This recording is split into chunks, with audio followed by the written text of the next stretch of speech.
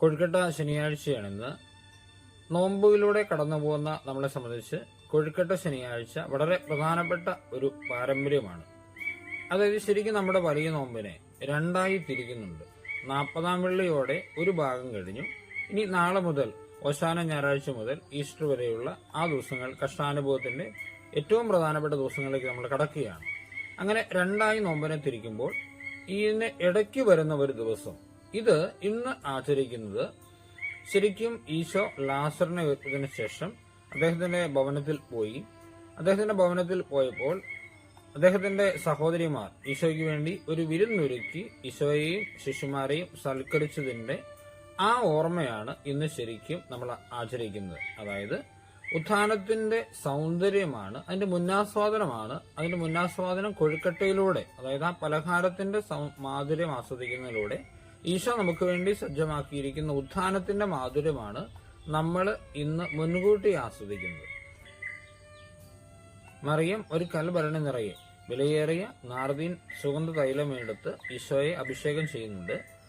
ഈ കൽഭരണിയുടെ ആകൃതിയിൽ ഒരു പലഹാരമുണ്ടാക്കി ആ പലഹാരത്തിൽ ശർക്കരയും മാവും ഒക്കെ ചേർത്ത് മനോഹരമാക്കുന്നു. എന്നിട്ട് അത് സ്വന്തം വീട്ടിലും വീട്ടുകാർക്കും അതേപോലെ അയൽക്കാർക്കും ഒക്കെ വിതരണം ചെയ്ത് നമ്മൾ അതിന്റെ ഒരു ആഘോഷം നടത്തുന്നു. അതാണ് ശരിക്കും കൊഴുക്കട്ട ശനിയാഴ്ചയുടെ പ്രത്യേകത. ഈ ദിവസം 40 ദിവസത്തെ ഉപവാസം അവസാനിപ്പിച്ചതിനു ശേഷം പുറത്തു വന്നപ്പോൾ പിശാച് ഈശോയെ വചനം തെറ്റായി വ്യാഖ്യാനിച്ച് പ്രലോഭിപ്പിക്കാൻ വന്നു. ആ സമയത്ത് ഈശോ വചനം ശരിയായി വ്യാഖ്യാനിച്ച് പ്രലോഭകനെ പരാജയപ്പെടുത്തി.